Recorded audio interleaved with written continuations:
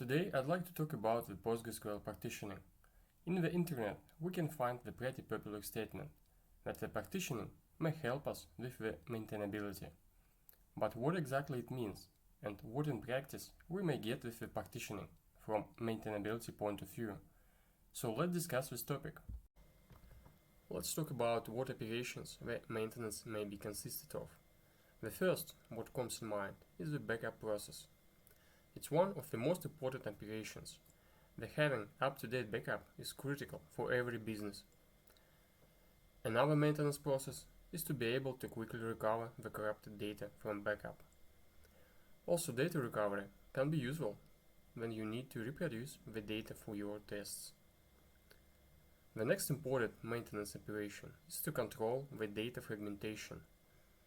If you have intensive updates or deletes operations, then it may increase the fragmentation significantly. And the last one we're going to take a look at is the reindexing operation. I believe it's not so popular as backup, but it also may be pretty important. In some specific cases, the reindexing may improve access speed and reduce the physical size of the index. Let's talk about the backup operation.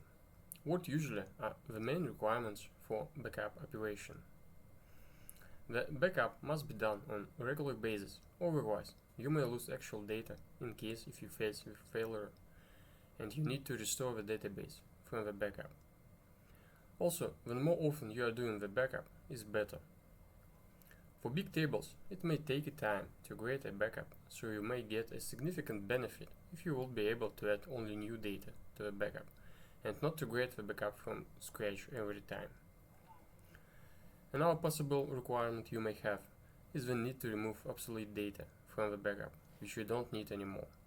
It will allow to save disk space and make the recovery process easier.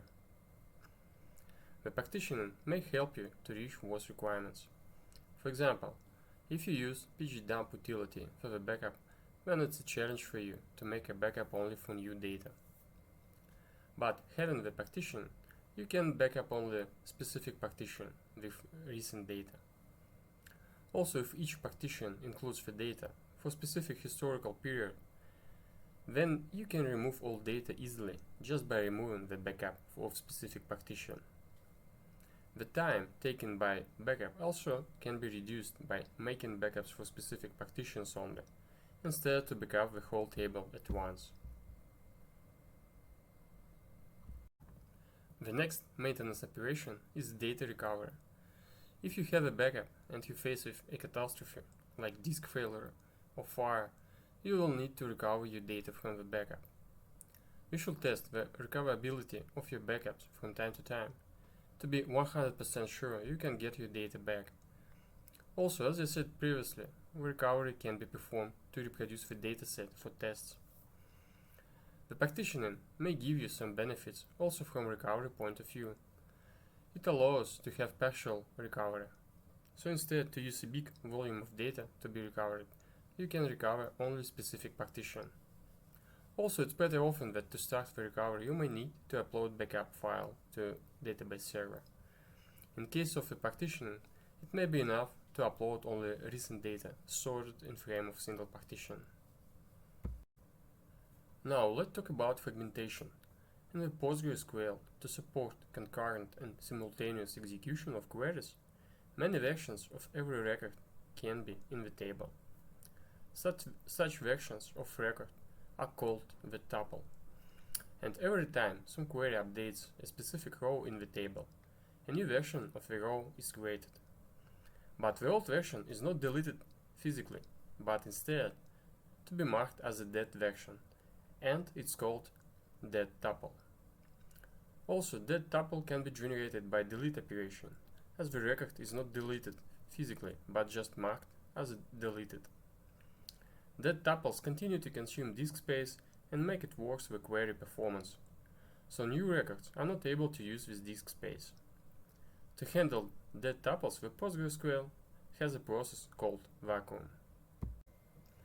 Vacuum process is detecting the dead tuples and reclaims the space for reuse. Also, vacuum can be done automatically, and it's called auto vacuum. AutoVacuum is PostgreSQL background process, which is being started automatically based on set of config parameters. So without partitioning, one big table can be vacuumed only by single AutoVacuum process, and it cannot be done in parallel. Another point that without partitioning, we can't have a fine-tuning for different parts of the table. For example, if some records in the table are being updated more frequently, we may want to run AutoVacuum process more often for them. For example, the AutoVacuum vacuum scale factor parameter responsible for deciding when AutoVacuum should be triggered cannot have different values for different parts of a big table. Another concern without partitioning is that if the deleting of chunks of all data is a part of your regular maintenance, then extra AutoVacuum job may be initiated. But with partitioning, you may have fine-tuning of AutoVacuum process for each partition depending on its particular usage. Also, with partitioning, the AutoVacuum process can be run in parallel for different partitions. Besides this, in case if you need to delete a bunch of old data, it may be possible just delete a specific partition storing all data and use for that drop table statement. In this case, no extra AutoVacuum process will be performed. Update and delete operations also produce data tuples in the index.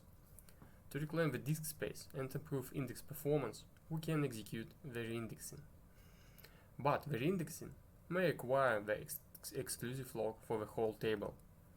With partitioning, the reindex can be run against specific partition, and therefore only this partition will be logged and the time of logging will be significantly less compared with the not partitioned table. Also, sometimes having the partitioning may allow you to avoid the having an index at all, if the selectivity of the query to the specific partition is weak and close to 1. If you'd like to know more about PostgreSQL partitioning, you can join my course on Udemy. Here you can find detailed explanation how you can analyze different aspects of a database to understand when you should implement the partitioning. Also, you will find a full explanation of different partition methods and its types in different PostgreSQL versions. You will find the link to the course in the description to this video. Thanks for watching, see you!